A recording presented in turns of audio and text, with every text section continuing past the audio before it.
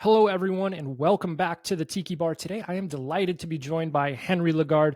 He is the co-founder and CEO of Verisol. Henry, how you doing? Kevin, it's great to be here, man. Thanks so much for having me. I love the tiki and excited to be part of it. Yeah, thanks so much for joining. We always start with the same opening question. You did not want to become the CEO of a fraud prevention tech startup when you were a little kid. So if I'm talking a little Henry, 5, 8 years old, what did you want to be when you grew up? Great question. It was a split between NFL running back, which I don't have the physical size for. If anyone's seen me, I'm extremely wiry and don't have the build. Although my grandfather actually did play quarterback at University of Virginia. He was like a champion football player, scholarship winner. So I grew up like loving football and playing in the backyard, dreaming of being a tailback and doing backwards hurdles like Saquon Barkley, but never did that. And then also like loved math, so wanted to do something in math when I grew up, but didn't do that either. But fraud is kind of close. We like do a ton of math and algorithms and machine learning models, so it's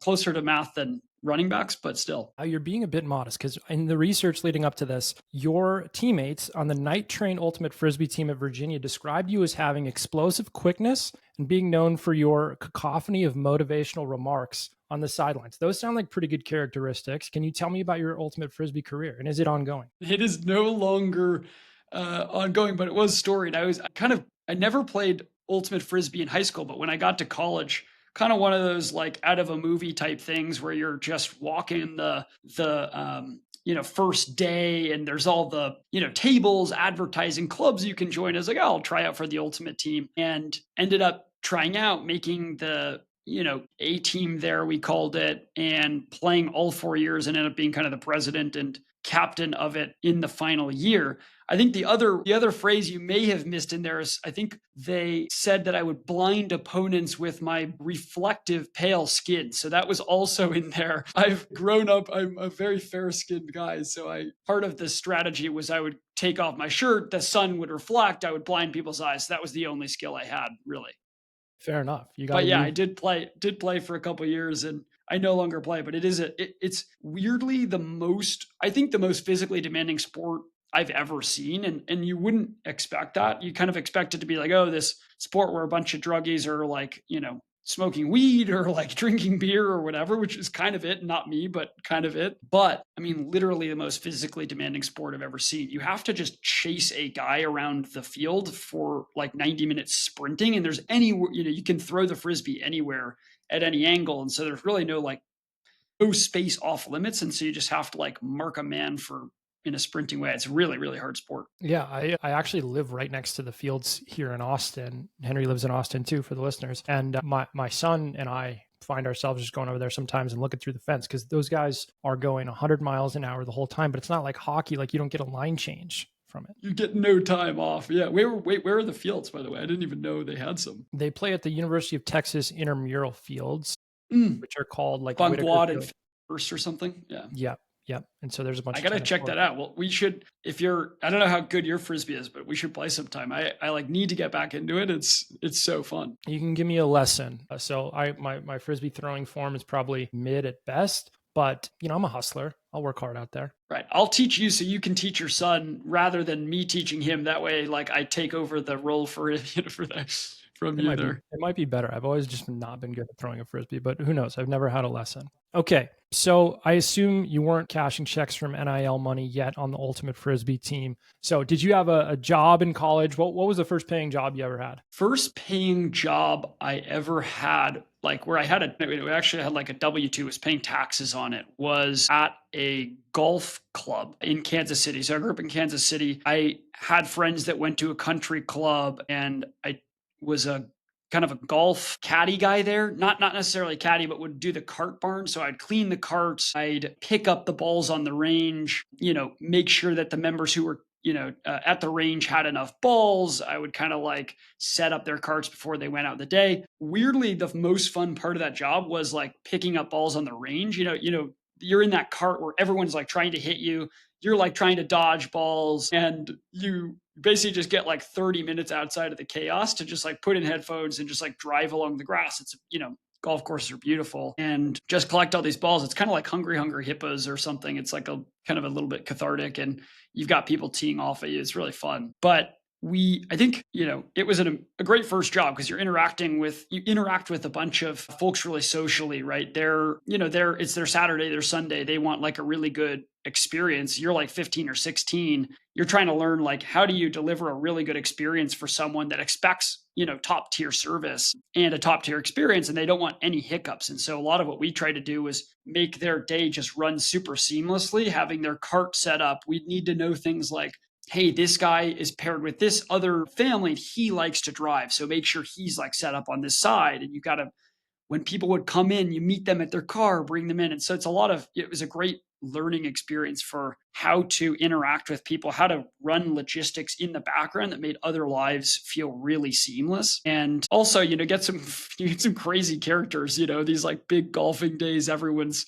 totally, had 10 beers and a lot of, funny stuff happens. So it was a great first job. I love that. I think I applied to I grew up in a small town outside of Wisconsin, or outside of Milwaukee in Wisconsin. And I think I applied to every golf course. My brother worked at a golf course, but I never got the job. I did landscaping though, which was similar in the So sense you got to be outside all day. It was awesome.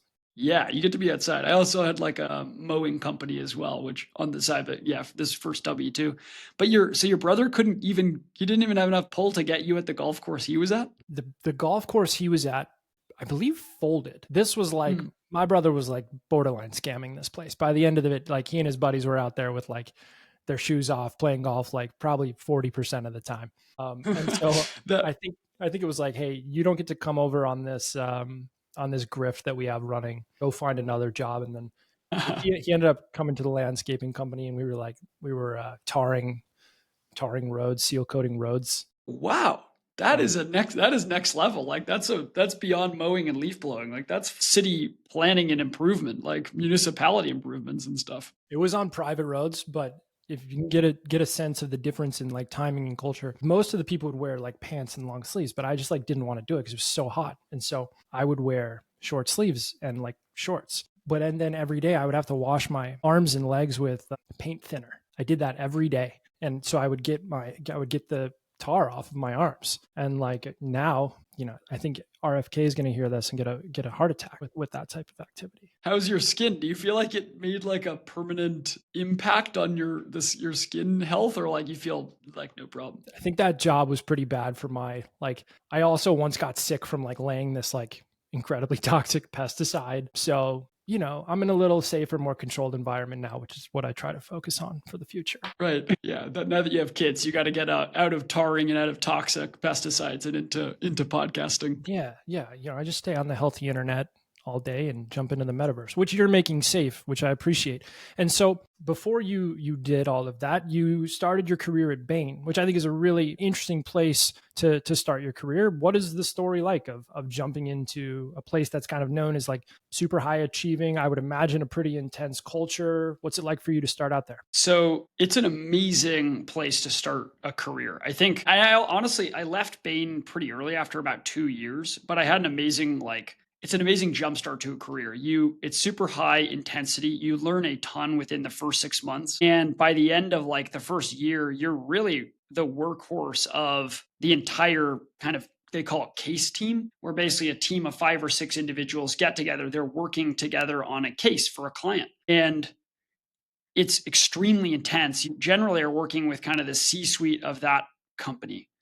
And it can be a completely random industry you know nothing about. And so you have like days to get spun up and become ready to talk to the CEO of, Fortune 500 companies on a topic they've been doing for 30 years. And you have to sound intelligent and you have to be able to do like analysis that they can't do. Right. And so it's a really hard job. It requires, a focus on analytical skills, but also the ability to take like a lot of just pressure and like tough lifestyle. And that's eventually why I ended up leaving, is because at Bain, there's a saying, basically, if you do good work, you just get more work. It's kind of one of those things where the more value delivery for like a client, the more they're going to want more things. And so you just get this like never ending kind of cycle of just more work. And then, the work I was doing was super interesting though. We helped a really large energy company figure out how they could get out of coal and transition all to renewables and gas by like 2030. So they're like literally implementing the strategy we laid out. We were like, I'm a year into the company I know nothing about utilities, but we're making decisions on like which literal coal plants should exist, which ones should go away, in what timing order, just like incredibly impactful stuff for both the company and the environment. And so you just get exposure to like a bunch of different industries, a bunch of different problems, different people super fast. And you also like just get to meet people your age because they're also starting at the same time. So I just got married in October. My wife, I actually met at Bain in training. We started the exact same day in Chicago. I would kind of get there late so I could make sure I would sit by her. I would like make fun of her. She was taking notes during the like training and stuff like that. So it's a really good learning experience, but also because you're jump starting, your career with a bunch of folks that are similar to you in a start class, you get like instant friends and in a lot of cases, long-term partnerships with people you love. So super cool place to start your company. Yeah, that's awesome. I also met my wife starting out at work. Really? Yeah, she worked at we worked at a company called NetSuite, which you may have heard of. Yeah, yeah. Oracle. Yeah, they bought by Oracle, right? Yeah. Yeah, software company here in town, and kind of the same thing. Except it took me a while. She was like, "We're not doing this. Just a heads up." She was rebuffing you and you over time kind Yeah, of. she sent me the right message, which was like, "Hey, no, we work together." So I understand, but I was pretty motivated and of course persistent. And so she eventually left the company, and Was almost for 3 kids later. did she leave the company so that she could date you, or was it she was leaving otherwise, or you like to say that she left so she could Of finally course, date of you, or course. yeah. That's my version of events. No, she went to go work at a startup. We were about to get acquired by Oracle, so it was starting to be a little more like big company vibes. I mean, NetSuite was a great place, but I think some people were like still looking for that new energy style of things. Okay, so you go through Bain, intense start, and then you try a couple other things. At some point, you become like a director at a really young age. I'm curious what your experience was like moving into leadership for the first time. Yeah. So right after Bain, the great part about Bain is you're seeing a bunch of different problems, companies, et cetera, driving strategy. The problem with it is I think as I've grown throughout my career, I've learned like I think all of the value really gets created at the execution layer. Like, can you actually make something or do something that people get behind? And I think part of the challenge with strategy consulting is you just don't see things through all the way through. And so I left Bain in search of something more operational, landed at a startup as kind of the first non-founder hire, and led a really operational team. It was like a short-term rental company. So we were basically had a portfolio of Airbnb listings, like hundreds of units across the country. We managed the operations for them. It's like all operational. I was managing a team of cleaners, handymen, Interesting. property managers, basically in a super kind of operational role, making very similar to my first job, like making sure guests had like this incredible experience that was, everything was handled behind the scenes. But, part of being a startup is things change super fast and ended up kind of not falling in love with that business overall. And so left there in search of a really great leadership team and lucked into that at a company called New Star. It was an identity and fraud company that they actually ran like 90% of the caller ID in the US. So like anytime you see caller ID, like that was powered by this company, New Star. And then yeah, we ended up kind of becoming the youngest director at TransUnion through an acquisition. So I was lucky enough to be on kind of this 10-person like super secret deal team at Newstar trying to figure out who should we sell to because it was private equity owned, and was in, the leadership meetings with TransUnion, the eventual acquirer, and then all of TransUnion's competitors trying to create this like it's kind of like a startup with raising venture capital, right? Like you're trying to create FOMO in the market, like, hey, the deal's really hot. And so part of what I saw there and would have taken to here at Verisol is like, how do you create FOMO around a deal? And that's kind of what we did and sold the company to TransUnion.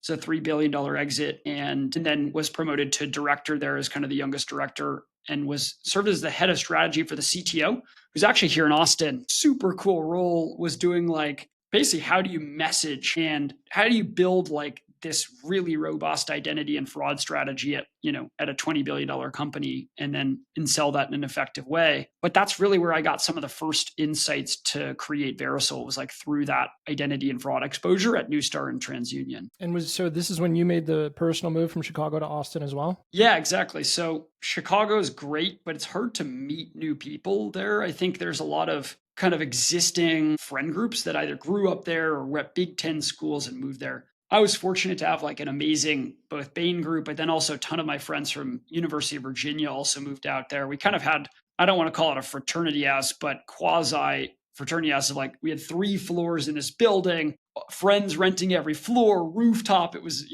it was basically an extension of college in a crazy way. Had like a multi-floor decades party, whatever. But at the end of 3 or 4 years, everyone was moving away, and so my wife and I decided, girlfriend at the time decided, hey, let's move to Austin. You can meet friends here super easily. I bet you found this too, Kevin. But I mean, you and I met at like just a random event. And we're like, hanging out, and it's just so easy to meet people here. And that's not what we found. In Chicago, it's hard to meet new friends. So once our friends left, like, thought it would be good time to transition. In Austin, you can just the friend groups are not already formed. Like people are moving here.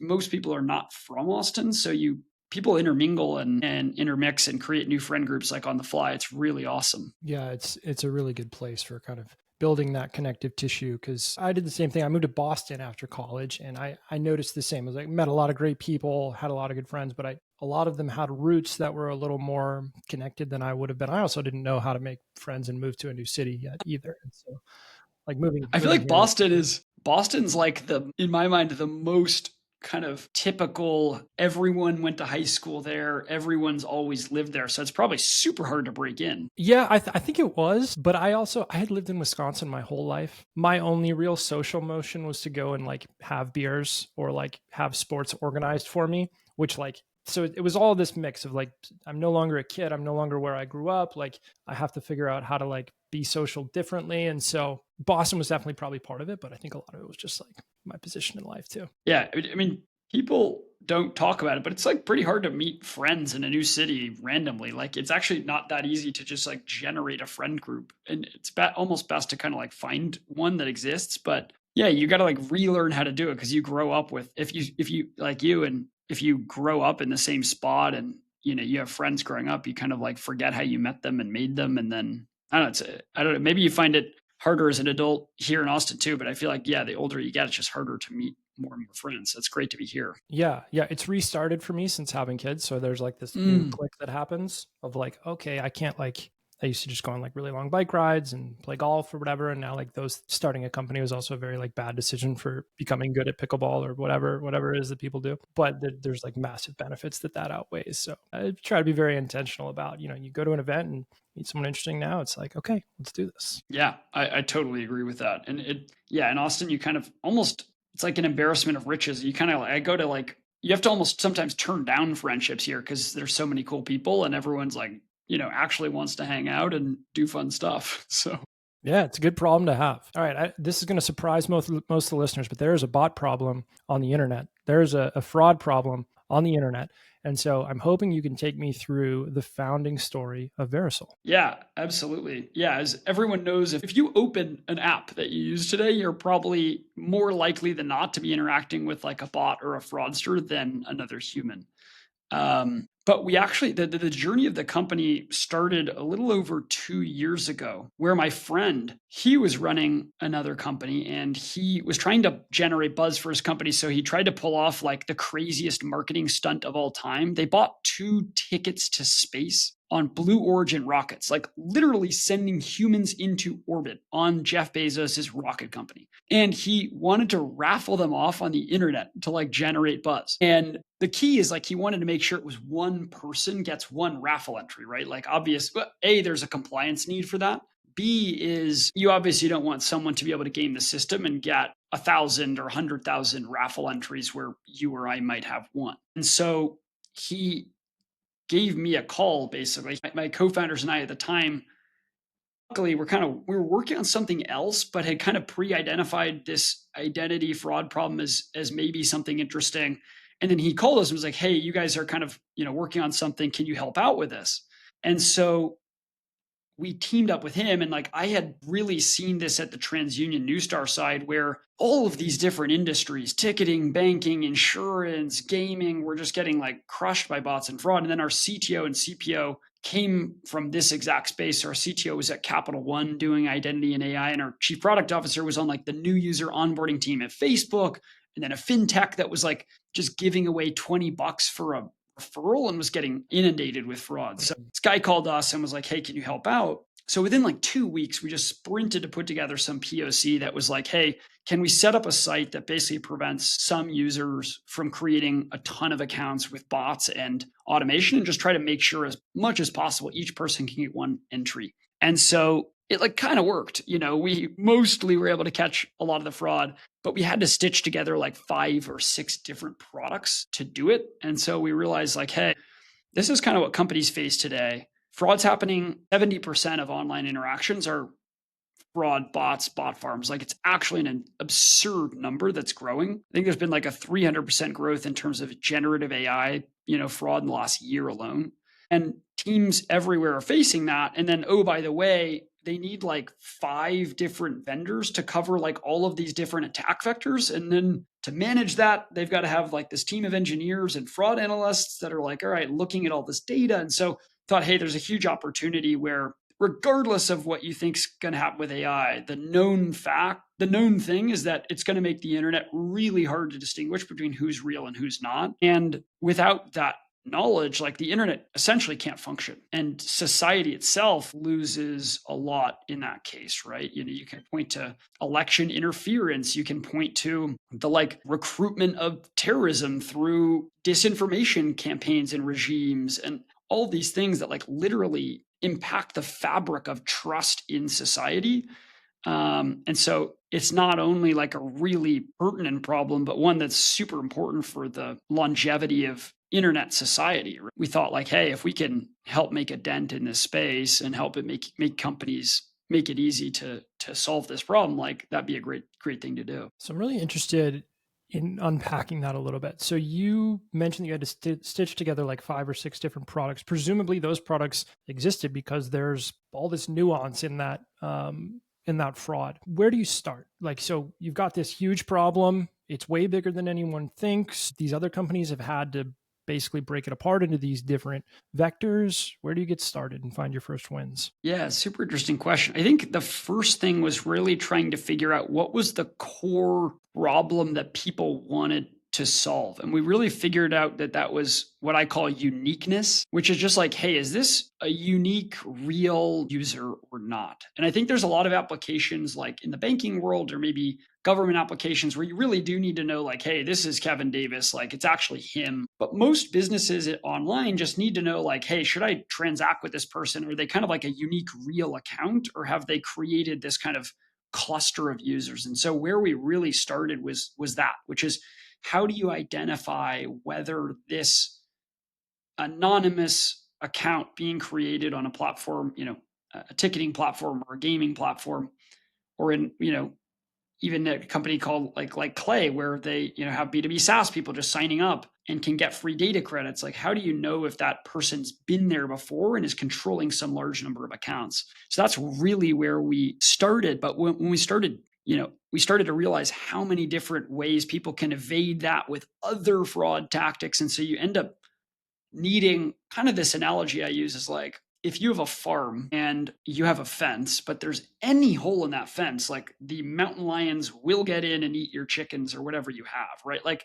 they're going to find it. And so you really need this holistic 360-degree view that covers all the different signals. And so what we've started to do is just continue to add those over time. And the really cool thing is that you get this like kind of flywheel from each of them, where, like, I'll try to make it simple, like, try to bring it out of the fraud context, but it's kind of like if you were looking at space and with just visible light, like, you can see some percentage of things. But if you have infrared and ultraviolet, like, if you can see those different wavelengths, you're going to see a completely different picture. And so if you can stitch, the more of those like wavelengths you can stitch together, the more holistic and complete your picture of spaces. It's kind of the same with fraud. Like, the more unique things you're looking at, the more complete the picture. And a simple example of that is what I would call like behavior analytics. So like, one of the things we start with is like looking at,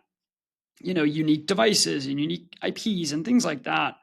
But, some of the cool things we're doing are around really like analyzing user behaviors and trying to figure out, is this pattern we're seeing a lot? Is it a potentially fraudulent pattern, right? Like, hey, if I sign up, instantly go take my 100 data credits and go, scrape a list of 100 like mobile numbers within 10 seconds, like that's probably not a user who is new. Whereas a new user might get in, look around, poke around, and so you can start to get a bigger picture at the more signals you add. That's really interesting. I saw that Clay was a customer on your website, and we talked about that a little bit. And they said you're delivering insights that would have taken months for them to build and did it within a day. So I'm curious if you could take me through like a tangible example. Maybe it's Clay or maybe another company. Yeah, and we can use Clay because people probably know them. So Clay is I would say, kind of they call themselves GTM development environment. Mostly what you can do is you can use credits to get better data enrichment and then use credits to do AI research basically. And what that means for Clay is they have two costs. One is data that their partners provide them. It costs them some dollar value per data credit, which they're then passing on to you. They also have some cost of running AI, right? Where like they want to go make a call to OpenAI charges Clay and they charge you. But Clay has a free trial. So what they were seeing is users specifically in this massive bot farm in Bangladesh signing up with like literally 10,000 accounts and getting hundreds of free data credits and then just instantly scraping their data. And actually they were reselling it online. So they had spun up their own domains that just you could buy the Clay data through them that they were reselling. And then they had like Telegram and WhatsApp groups to distribute the information about how to use them to like buy Clay data way cheap, at 1/10 the cost because they were scraping it for free. And so it's a great example of like, all right, Clay's go to market motion. Basically, it's super important they have a free trial because their product, they want you to get value from it before you have to pay. On the other hand, they have this super expensive data and AI cost that people are going to take advantage of if they can. And so when we partner with them, literally within 30 days, we uncovered this huge fraud farm that was taking advantage of them and that saved that plus, other, fraud we caught, saved them like 175,000 data costs in 30 days. So Wow. pretty crazy. And then the one other interesting thing is like, all right, if you're like me, you've probably created a couple free accounts on a platform to avoid paying, or maybe you're password sharing or We've all done whatever. it. It's okay. Right, exactly. Like ClassPass is a good example. If I go to a new city, I might set up a ClassPass account and get a free, thing. I've reached and I don't do that lightly because I've reached out to them multiple times and I'm like, "Hey, would love to help you solve this problem."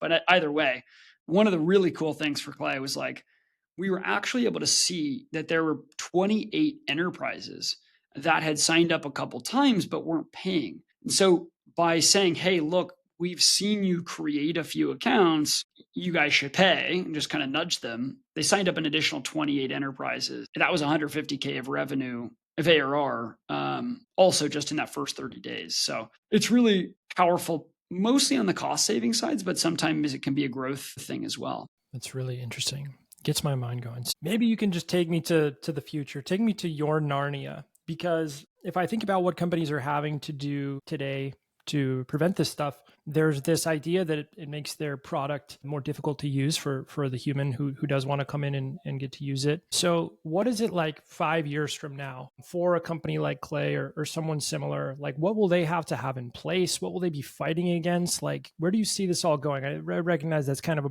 unstructured question. Yeah, no, there's a lot of different ways the future can play out, but one interesting one that may be worth just kind of postulating around is a future of what I would call authorized AI agents.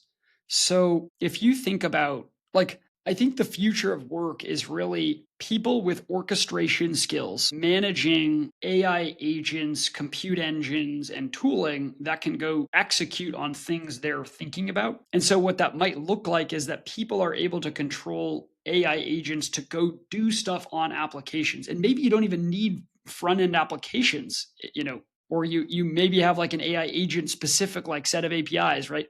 Whatever it is, there's probably some world where like you and I have agents that we're operating on our behalf all the time. And there's some way you need to like authorize those, right? How do I, as a company, know, as Clay, how do I know that this is actually Kevin's authorized AI agent versus like some fraudster who's claiming that's the case or whatever, right? And so the scope of the challenge is going to get harder just philosophically a little bit, I think. Number two is I do think there's a potential world. So today, we try to do everything as frictionless as possible. So like users that come and sign up with Clay, they don't even know we're there. There's no additional friction. It's not like a CAPTCHA where like you got to do all these boxes and stuff like that.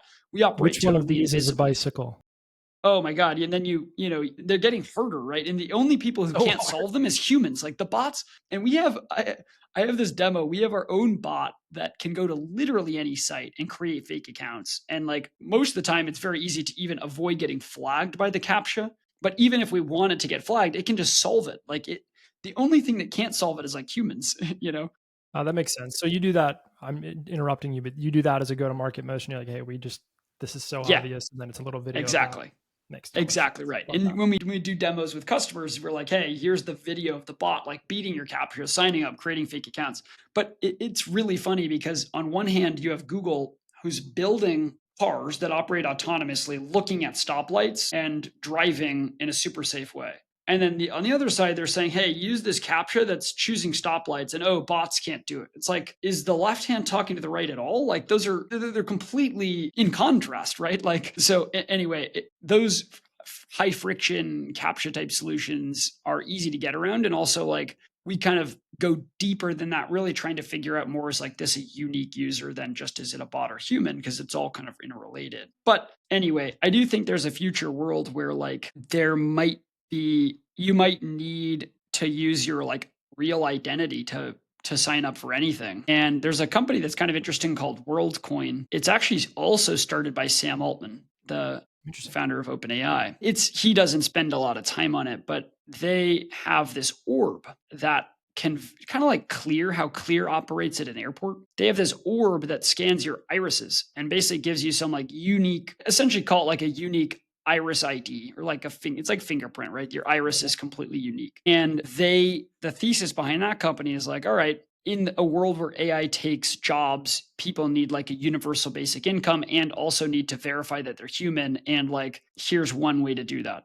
And so maybe there is a world, some crazy dystopian world where like you need your real identity, or like you need iris scanning or something to prove you're real. And, I don't love that future because it's high friction and kind of like you don't want your identity tied to like everything you do online, for sure. But that might be like a weird future that could exist. No, I think you're hitting on a Pandora's box that I believe is going to open. If you just think about where wearables are today versus where they were a few years ago and what people are willing to share. And if they can see that bringing their healthcare costs down, getting personalized care and touching it in other areas, I think it's going to become much more normal to just say like, we're comfortable giving away these bits of data. And so if that's a picture of my eye, try to keep them looking nice. Maybe we'll create Yeah. a healthcare company. No, it's a great point. It's one of those things where like it mostly, it's one of I would say privacy is an institution where for the most people, it's not going to really affect your day to day, but it's so important that the institution of privacy exists, because if it no longer exists, then your ability to kind of exercise rights like free speech, freedom to congregate, all can be impinged upon. So I personally don't worry a ton about staying private online, but I'm super super supportive of people that do, because the institution of the ability to stay private is like, I think, super important for free speech, congregation, maintaining democracy, things like that. So yeah, I do think it's not like scaring me how much people are willing to give away, but consumers, when faced with privacy versus friction, will always choose a frictionless experience that like has some benefit. But most people, 99%, don't like think deeply about privacy as important to their daily lives. Yeah. Yeah. I'm hoping that conversation gets forced. And so we can kind of figure out what the next phase of the institution of privacy is. I worked at Google for 7 years. And I remember I would go through the airport. I would go to Toronto a lot. And twice I was just giving my passport. They would be like, where do you work? I was like, I work at Google. Two of the passport people were like, stop taking my data. And I was just like, what do you mean by that? What do you mean by my data? They were just kind of like joking with me. But it was clear like they didn't really have an idea of what my data meant. And I was like, oh, that's unfortunate, because if we encourage a little thought around that, I think we could kind of reach that next phase of privacy that you're talking about. Yeah, I mean, it is one of those things where like it's such an interesting it's interesting philosophically because it matters to people in theory. Like they theoretically care about it. They know that they should care, right? They're like, stop taking my data, but they haven't done any work that shows they actually care in their day to day, right? They wouldn't figure out, oh, what is the data I don't want them to have, or like you can go into Google and opt out, right? Like you can actually tell them, please remove my data. And actually, it's something I recommend doing if people are CEOs and you feel like you're getting hit up with like a ton of LinkedIn's and emails. Like you can go to Apollo and Lucia and whatever and just say, hey, remove my data from your site, and that will actually reduce the number of people calling you. So that is something you can do. But yeah, it's like people theoretically care about privacy, and it is super important, but it's very, I would say, disintermediated from like our daily lives. And like we're often faced probably every day with multiple times where you're like choosing between something private and something with higher friction, and you go for lower friction, you go for the lower friction thing. Almost always. Always. All right, I've got just a couple questions here. Do you still take a morning walk with ChatGPT voice every day? I do almost every day, at least 5 times a week. I think it's an incredible way to start the day. So yeah, just to back up, I kind of every morning I drive to the office, park my car, I walk through Clarksville. It's a really nice neighborhood here in Austin. I put in my headphones and I just talk to ChatGPT for like 20 to 30 minutes. And you get moving right away. I also like, I'm obsessed with sleep. And one of the big things about sleep is like getting sunlight right when you wake up. So it's kind of like the first thing I do, go for a walk, get sunlight. And then most importantly is like, it's like the best thought partner for literary analysis. Like I just basically talk to it about the books I'm reading, and it has, infinite information on that book, but also connected books like historical perspectives on that book. Um, what do people think about it? What do people write about it? Like who wrote it? What was their life story? And so you just get this, like you can get an incredible um, perspective on a piece of literature or philosophy or whatever you're reading within, like a week or two of just conversation. So right now I'm reading Catch 22, which I think is like the best war novel. I mean, I've read it like 2 or 3 times. It's like one of my favorite books. I think Joseph Heller is like an absolute magician with writing. So if you haven't read that, I recommend it. But it's super fun. It's a hysterical book. And so like just talking through it with ChatGPT is like, I really enjoy it. I find myself like smiling and laughing in the conversations in a really weird way. But because it can just bring up lines that you like forgot about. And you're like, oh, they're like, oh, that's just like in chapter 1 when this person says this. You're like, wow, that's hysterical. It's exactly right. So yeah, I do. I love that. All right. So then that was my last question. You need to give a different book. I know you're a big reader. What's something that you've read or something you've consumed online that you found to be just impactful in your life? Okay, I'll give two. I'll give something practical and then something more maybe less well known. Most practical thing I read every week is Kyle Poyer, Growth Unhinged. Is the best at aggregating really interesting insights, delivering them in a easy to understand, practical, pragmatic way. So anyone who does anything related to growth that's not reading that, like 100% recommend him. And then more abstract, I think, is the Tao Te Ching, which is basically a philosophy on how to live a really fulfilling life, written in I think the 600s BCE in China. And it's a series of kind of poems, or 81 different chapters. They're each like an incredibly poetic writing about life and how to live a really fulfilling life. And one of the main concepts is kind of duality and the counterintuitive nature of like human behavior. And it's probably the best kind of crystallization of like the duality of like human behavior, the counterintuitive things that we do or say or think that there's a human instinct to do, but that we shouldn't, or leads to a worse life. And the thing that is really interesting about it is, people always say like go with your gut, but when you start to think about like human instincts, a lot of the times they're just totally counterintuitive to what's healthy, right? And so I think there's like maybe that phrase is what I've learned about that phrase, go with your gut, is it kind of there's decisions that you need to make that I think gut is kind of what you feel, or maybe the wisdom of your experience, which is great to use. I think in like the day-to-day smaller things, there's a lot of times where your human instinct is totally wrong and actually will lead you down like the worst possible path for a fulfilling and successful and happy life. And so it's just really thinking about, human instincts and when are they good and when are they bad and what's the counterintuitive nature of a lot of the things we do and say and think. I love that. Going with your gut or your long-term gut health. Henry, this has been awesome. Thank you so much for taking the time to chat with me. We'll see you in Austin here soon. Absolutely, Kevin. Thank you so much, man. Great questions and really appreciate the time.